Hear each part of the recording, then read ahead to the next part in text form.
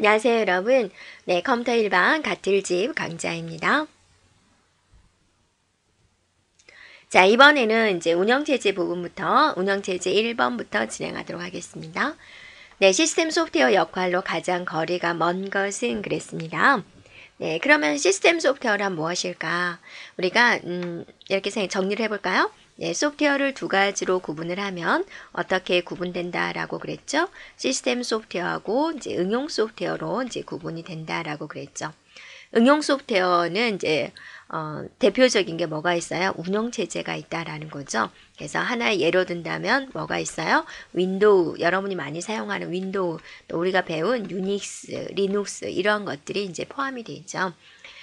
그래서 이제 이거는 시스템을 어떻게 하면 편리하게 사용할 수 있을까? 또 여러분이 이제 부팅을 하게 되면 컴퓨터를 사용할 준비를 시켜주는 거죠. 응용 소프트웨어는 이제 많이 있습니다. 뭐 한글이라든지 엑셀이라든지 우리가 목적에 맞게 사용하는 프로그램입니다.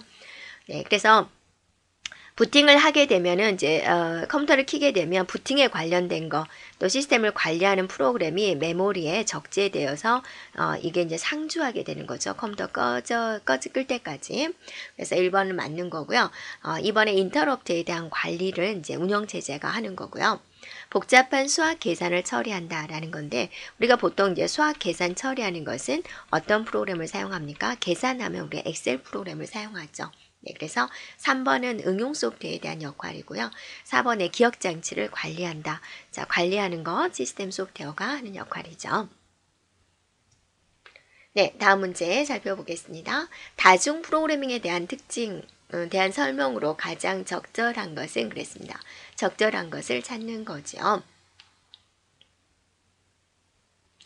자, 우리가 구분을 해줄 게 뭐가 있냐면 용어상으로 다중 프로그래밍이라는 용어가 무엇이냐. 이거는 이제 뭐냐면 한 개의 CPU가 한 개의 처리기가 여러 개의 프로그램을 처리하는 것을 말을 하고 있습니다. 또 비슷한 용어로서 뭐가 있냐면 멀티 프로세싱, 다중 처리가 있습니다. 이거는 이제 CPU가 여러 개인 거죠. 여러 개의 CPU가 여러 개의 프로그램을 처리하는 것을 말을 하고 있습니다. 자, 문제에서 말하는 다중 프로그램이다. 그러면 하나의 CPU가 여러 개의 프로그램을 처리하는 것을 말을 하고 있습니다. 네. 그래서 이것에 관련된 내용이 무엇일까요? 라는 건데요. 자, 이번에 보면 입출력 작업과 CPU 작업 중첩을 한다. 즉, 여러 개의 프로그램을 처리한다. 라는 거죠. 그래서 시스템에 대한 효율을 향상시킨다. 이렇게 볼 수가 있겠군요. 네, 그래서 2번이 되겠습니다. 네, 4번에 보면은 하나의 프로그램을 여러 개의 프로세서에 처리한다가 아니죠. 네. 하나의 프로세서에서 여러 개의 프로그램을 처리한다가 되겠죠. 그래서 적절한 것은 2번이 되겠습니다. 자, 다음 문제입니다. 운영체제에 대한 기능으로 가장 거리가 먼 것은 그랬습니다. 네. 자, 운영체제다, OS다라는 것은 이제 주로 어떤 역할을 해주는 거예요?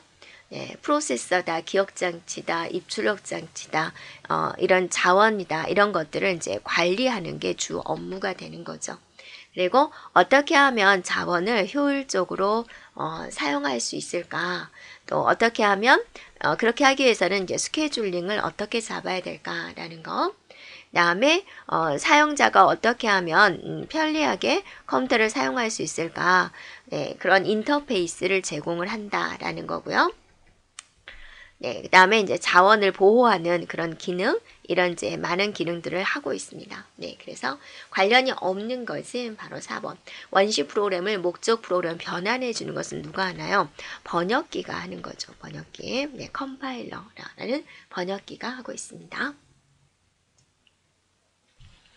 자, 4번 문제입니다. 다음 중 용어 설명에 잘못된 것은 무엇일까라는 거죠.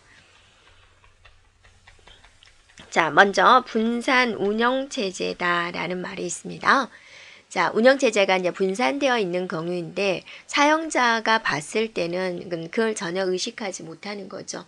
그래서 컴퓨터에 대한 종류를 알 필요도 없고 또 원격자 자원을 그들의 지역 자원에 접근하는 방식과 동일한 방식으로 접근하도록 이제 처리하는 운영체제가 되겠습니다.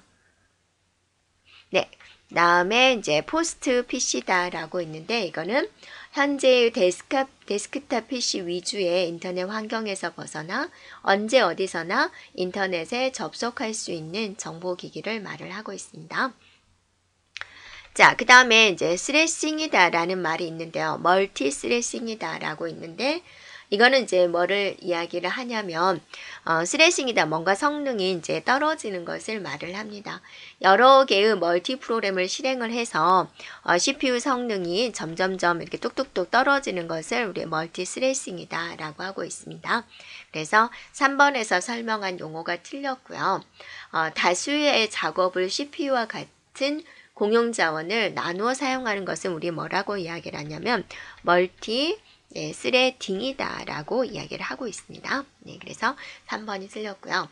자, 4번에 SSD다 라고 있는데 SSD는 이제 플래시 메모리 기반 저장 미체가 되겠습니다. 그래서 SSD하고 이제 하드디스크를 좀 비교를 하고 있죠. 그래서 하드디스크가 충격에 약하고 그런 것에 비해서 느리고 그런 것에 비해서 또 크고 소음도 있고 그런 것들을 이제 보완해서 만든 게 SSD다라고 보면 되겠습니다.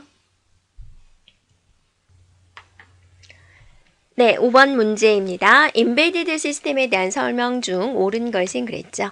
인베디드 시스템이란 무엇일까요? 네, 특별한 시스템에서만 동작이 되는 거죠. 그래서 특정한 시스템을 동작시키는 소프트웨어를 하드웨어에 내장시켜 가지고 특정한 기능을 가진 시스템이다. 그러니까 한마디로 그 시스템에만 적용이 되는 특정한 기능을 가진 것이다 라는 거죠. 그래서 미리 정의된 작업만 수행을 해주고요.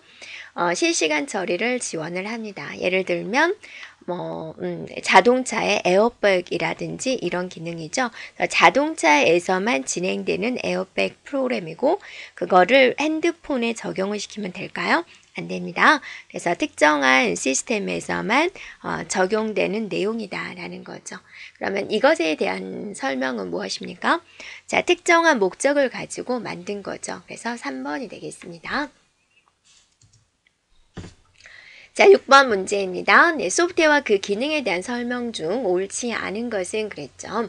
그러면 지금 여기서는 지금 언어의 번역 과정에 대해서 물어보고 있는데 우리가 이제 한번 정리를 해볼까요? 네, 원시 프로그램이 목적 프로그램으로 되는데 이걸 누가 시켜주죠? 바로 번역기가 시켜주게 되는 거죠. 번역기의 대표적인 거 이제 컴파일러가 있습니다. 그러면 여러 개의 목적 프로그램이 연결이 되는 거죠. 연결. 그거를 우리는 링케이지 앤드 에디터다라고 이야기를 하죠. 그래서 이게 이제 실행할 수 있는 하여튼 단위가 만들어지는 거죠. 그래서 이게 로드 모듈이다. 실행 가능한 것이다. 이게 주격장치에 올라가야 줘야 되죠. 로더에 의해서 주격장치에 올라가면 비로소 프로그램이 실행될 수가 있다라는 거죠. 그러면 이것에 대한 설명 중 옳지 않은 것은 무엇일까라는 겁니다. 1번에 로더는 실행 가능한 프로그램을 기억장치로 적재한다. 링커다라는 것은 뭐죠? 여러 개의 목적 프로그램을 연결을 한 거죠. 네, 사용자 프로그램과 I/O 루틴과의 결합이 아니라 2개 이상의 목적 모듈을 합해가지고 실행 가능한 프로그램인 로드 모듈을 만드는 겁니다. 그래서 옳지 않은 것은 2번이 되겠군요. 컴파일러란 고급 언어로 작성된 거를 이제 기계어로 번역하는 것이다. 자, 유틸리티다라는 것은 운영체제에서 지원하지 못하는 서비스에 관련된 프로그램을 말을 하고 있습니다. 자, 다음 문제입니다. 유닉스는 어떤 디렉토리 구조를 갖는가 라고 그랬습니다. 자, 유닉스는 어떤 디렉토리 구조를 갖는 거죠? 바로 이제 트리, 디렉토리 구조를 갖고 있습니다. 그래서 트리 구조를 갖는다라는 거 1번이 되겠습니다. 그래서 이 트리 디렉토리 구조를 갖는 것은 이제 유닉스뿐만이 아니라 도스 또 윈도우즈에서도 사용되는 디렉토리 구조입니다. 각 디렉토리 구조는 이제 서브 디렉토리로 이렇게 구분이 되고 얘는 또 서브 디렉토리 이런 식으로 구분이 되는 거죠. 그래서 네, 하나의 디렉토리는 서브 디렉토리, 또 그 속에 파일들을 이렇게 가질 수가 있다라는 거죠.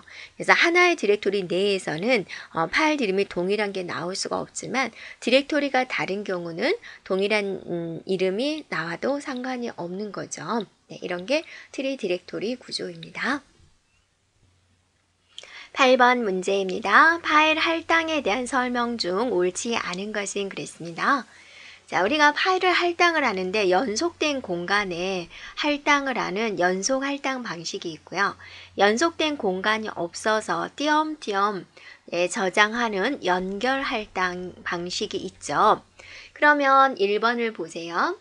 연속 할당은 파일 생성 시 연속된 블럭에 파일을 할당하는 방식이다라는 거고, 연결 할당은 파일에 할당된 모든 블럭에 다음 블럭의 위치죠. 네, 위치를 나타내는 이제 포인터라는 개념이 들어오게 된다라는 거죠. 자, 연결 할당이 파일 할당 테이블에서는 각 파일의 시작 블럭과 그 다음에 길이 얼만큼 차지하는지 또 마지막 블럭을 나타내는 정보가 기록이 되고, 블럭 단위의 색인 할당은 파일 내용을 저장하는 블럭 외에 별도의 색인 블럭이 이제 필요하다. 파일에 대한 임의 접근은 임의로 접근한다 그거죠. 그래서 연결 할당이 연속 할당보다 성능이 우수하다. 여러분 같으면 파일이 한 군데 저장되는 게 좋겠어요? 이렇게 띄엄띄엄 저장이 되어서 포인터로서 연결되는 게 더 낫겠어요? 자, 연속된 범위에 저장하는 게 더 우수하겠죠. 연속된 공간, 이만큼의 공간이 없기 때문에 우리가 이제 연결 할당을 하는 겁니다. 그래서 틀린 것은 바로 5번이 되겠습니다. 그래서 디스크 공간을 할당하는 방법, 연속 할당, 연결 할당, 그리고 이제 여기는 무슨 단위로 할당을 할 거냐, 섹터 단위로 할당할 거냐, 또 블럭 단위로 할당을 할 거냐, 이렇게 나눠지게 됩니다. 자, 다음 문제입니다. HRM 방식으로 스케줄링을 진행을 하겠다라는 거죠. 입력된 작업이 이렇게 같을 때 우선순위가 가장 높은 것은 그랬어요.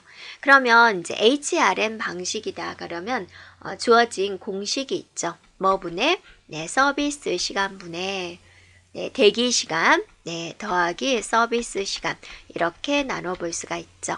그럼 A는 어떻게 구하는 거죠? 20분의 20 더하기 5가 되는 거고, 자, B는 20분의 40 더하기 20이 되는 거고, C는 45분의 15 더하기 45가 되는 거고, D는 20분의 20 더하기 20이 되는 거죠.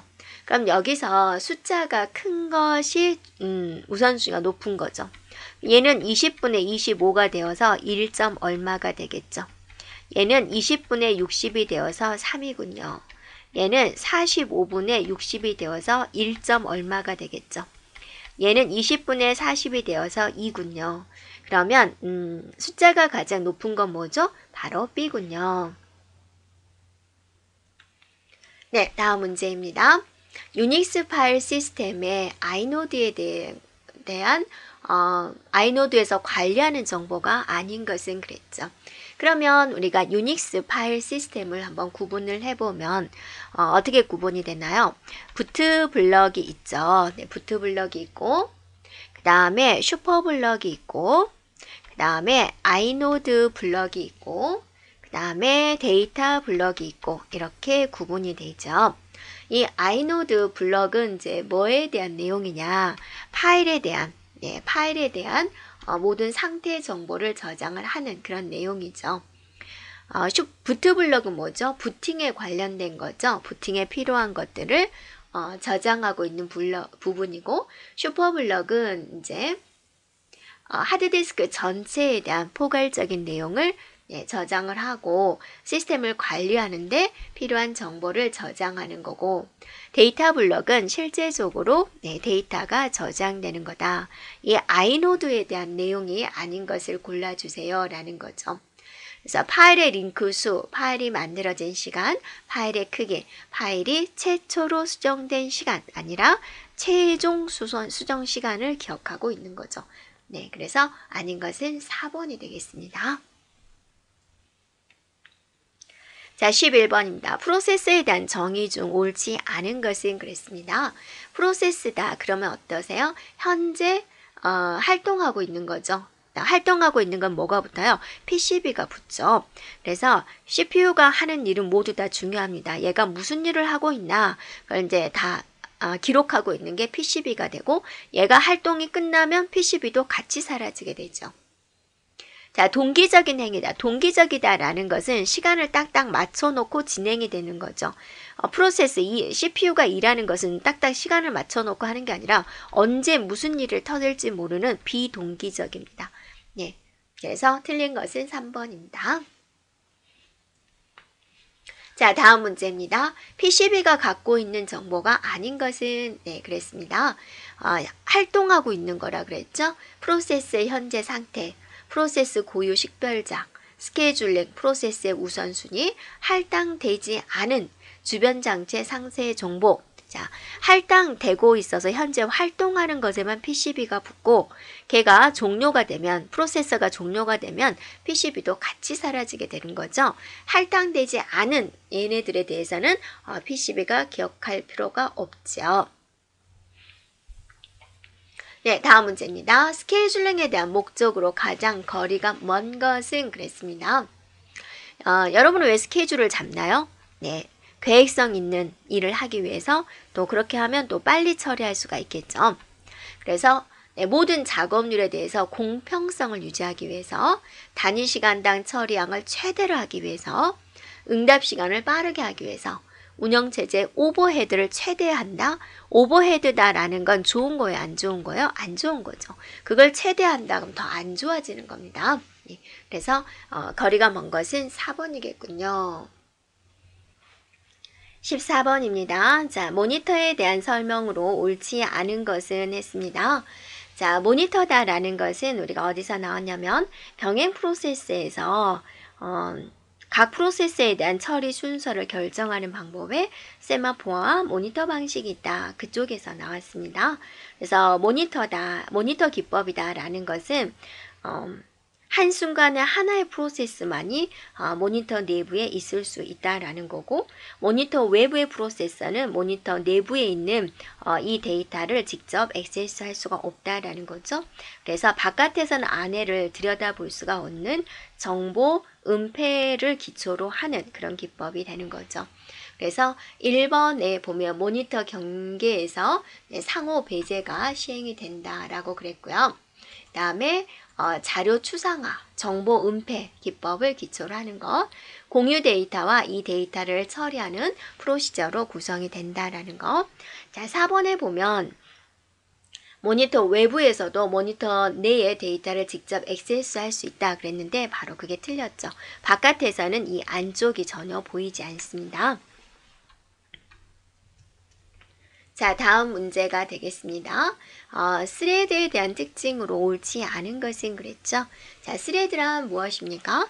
프로세스죠. 프로세스인데, 자, 그거를 또 나눠서 이제 처리하기 위한 단위가 되는 것을 말을 하고 있습니다. 네, 자. 그리고 이제 얘네들의 특징을 본다면 각각의 스택이라는 기억 공간이 있는 것이고 각각의 레지스터를 가지고 있다라는 이제 특징이 있고 또 공유되는 영역은 이제 힘 영역을 공유해서 사용하고 있다라는 특징이 있죠. 그래서 실행 환경을 공유시켜서 기억 장소에 대한 낭비가 줄어든다. 하나의 프로세스를 여러 스레드로 생성해가지고, 자, 우리가 항상 잘게 나누는 이유는 뭐예요? 병행성을 증진시키기 위한 거죠. 프로세스들 간의 통신을 향상시킬 수 있다라는 거죠. 스레드는 어디에 존재하나요? 프로세스 내부에 존재하는 거죠. 그래서 틀린 것은 2번이 되겠습니다. 자, 16번입니다. 다음 중 스레드에 대한 설명으로 옳지 않은 것은 그랬습니다. 자신을 생성한 프로세스의 코드, 데이터, 스택 영역을 공유한다라고 그랬는데요. 자, 스레드는요. 스택이라는 영역과 레지스트라는 독립된 영역을 갖는 거죠. 스택이라는 영역을 공유하는 것은 아닙니다. 자신만의 스택 영역을 갖는다라는 거죠. 또 자신만 각각의 레지스터를 가지고 있고 힙이라는 영역을 공유해서 사용하고 있습니다. 그래서 틀린 것은 1번이 되고요. 자, 2번에 보면 하나의 프로세서에 2개 이상의 스레드가 존재할 수가 있죠. 그래서 프로세스를 이제 나누는데 3개로 쪼갤 수도 있고 2개로 쪼갤 수도 있고 또 하나의 프로세서가 하나의 스레드로 이루어진 경우도 있죠. 자, 3번에 보면 멀티코어 시스템에서 스레드를 이용하면 병렬 처리가 가능하다라고 그랬고요. 스레드는 실행 상태를 줄인 경량 프로세스죠. 프로세스보다 더 작은 개념이기 때문에 그런 말도 한다. 프로세스 내부에 포함되는 스레드는 공통적으로 접근 가능한 기억 장치를 통해서 효율적으로 통신한다. 이제 힙이라는 공유 영역이 있다라고 그랬습니다. 네, 그래서 이 부분을 공유해서 사용할 수 있다라는 거죠. 자, 17번 문제 보겠습니다. 운영체제의 프로세스에 대한 설명 중 옳지 않은 것은 프로세스입니다. 운영체제 프로세스는 사용자 작업 처리를 위해서 시스템 관리 기능을 담당하는 프로세스다라고 그랬고, 사용자 프로세스는 사용자 응용 프로그램을 수행하는 프로세스다라고 그랬고, 여러 개의 프로세서들이 동시에 수행 상태에 있다면 교착 상태 프로세스라고 한다. 그러나요? 그러지 않죠. 교착 상태는 이제 아무 일도 못하고 있는 상태를 말을 하고 있는 거고요. 여러 개의 프로세서들이 동시에 수행 상태에 있다. 그럼 우리는 그걸 뭐라 그러죠? 병행 프로세서다라고 이제 이야기를 하는 거죠. 자, 4번에 독립 프로세스는 한 프로세스가 시스템 안에서 다른 프로세서에게 영향을 주지 않거나 또는 다른 프로세서에 의해 영향을 받지 않는 프로세서다라는 거죠. 자, 18번 들어가겠습니다. 교착 상태의 해결 방안 중 다음 사항에 해당하는 것은? 하고 물어봤어요.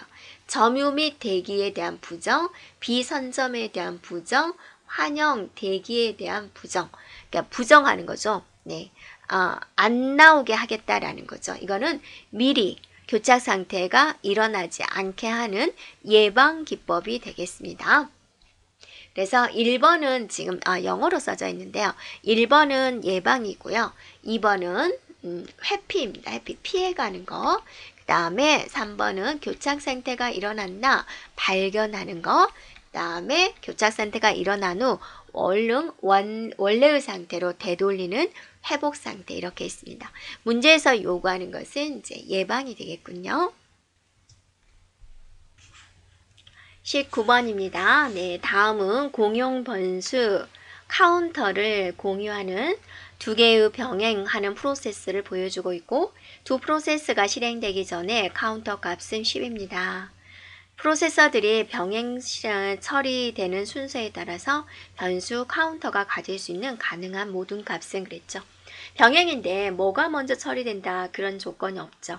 그래서 A가 실행이 되고 B가 실행될 때, 또 B가 실행되고 나서 A가 실행될 때, 자, 이거를 이제 우리가 2가지 경우를 모두 살펴보면 되겠습니다. 그러면 먼저 A가 실행이 되고 나서 B가 실행될 때 카운터의 변화를 볼게요. 처음에 카운터가 10이죠. 약자로 C라고 쓸게요. C가 10이었어요. 이렇게 출발합니다. 템프 A는 카운터 더하기 1이다. 카운터 더하기 1을 해서 자, 템프 방에 넣어주세요 라는 거죠. 그러면 자, 템프 A 방은 뭐가 되죠? 11이 기억되는 거죠. 카운터는 템프 A, 그죠? 얘를 여기다 대입해 주세요. 템프가 지금 11을 가지고 있죠? 그래서 여기다 대입하니까 카운터는 11이 됐어요. 이게 A를 한 결과죠. 자, B를 합니다. 템프 B는 그랬습니다. 템프 B라는 방이 있고요. 그 방에는 카운터 더하기 2를 해서 넣으세요. 카운터가 뭐죠? 11이죠. 2를 더하니까 13이 됐어요. 자, 템프 B를 카운터에 대입해 주세요 그랬죠? 템프 B가 뭐죠? 네, 13이죠. 그래서 카운터는 13이 됐어요. 이렇게. 그래서 카운터가 처음에 10이었는데 11이 됐다가 13이 됐다가 이렇게 된 거다라는 거죠. 이번에는 이제 B를 실행하고 나서 A를 실행해 보겠습니다. 카운터는 똑같이 10부터 출발합니다. 템프 B에다가 그랬습니다. 템프 B에다가 카운터 더하기 2를 해주세요. 그랬어요. 그러면 얼마가 되나요? 12가 템프에 들어오죠. 템프 B에. 템프 B에 있는 내용을 카운터에 넣어주세요. 그러면 얘는 뭐가 되나요? 12가 되죠. 이게 B를 실행한 결과죠. 그 다음에 A를 실행합니다. 카운터 더하기 2를 해서 템프 A라는 곳에다가 넣어주세요. 12니까 13이 들어오게 되는 거죠. 13 그거를 카운터에 넣어주세요. 그럼 카운터가 얼마가 되나요? 13이 되는 거죠. 이렇게요. 자, 그러면 카운터가 가질 수 있는 거 10, 11, 13, 또 12 이렇게 있군요. 그래서 바로 정답은 4번이 되겠습니다. 자, 다음 문제입니다. 임계 영역과 병행성에 대한 설명 중 옳지 않은 것은 그랬습니다. 자, 병행성이다 라는 것은 같이 처리되는 거죠. 여러 개의 처리기를 가진 시스템뿐만 아니라 단일 처리기 환경에서의 다중 프로그래밍 시스템에서도 관련이 있는 것이다 라는 거고, 자, 이번에 보면 임계 영역을 갖는 프로세서는 진입하는 영역, 임계 영역, 해제 영역, 잔류 영역 이렇게 나눌 수가 있다라는 거고, 임의 프로세서가 임계 영역에서 수행 중일 때 다른 어떤 프로세서도 임계 영역에서 수행되면 안 되는 거죠. 자, 한 프로세서가 임계 영역에 대한 진입 요청을 한 후부터 그 요청이 받아들여질 때까지 기간 내에는 다른 프로세서들이 임계 영역을 수행할 수 있는 횟수에 제한이 없다 그랬어요. 맞나요? 임계 영역이다 라는 것은 임계 영역 한 프로세서만 들어갈 수 있는 거죠. 프로세서 하나만 들어갈 수가 있는 거죠. 그래서 다른 프로세서들이 임계 영역을 수행할 수 없다라는 겁니다. 그래서 틀린 것은 4번이 되겠습니다. 여기까지 진행하겠습니다.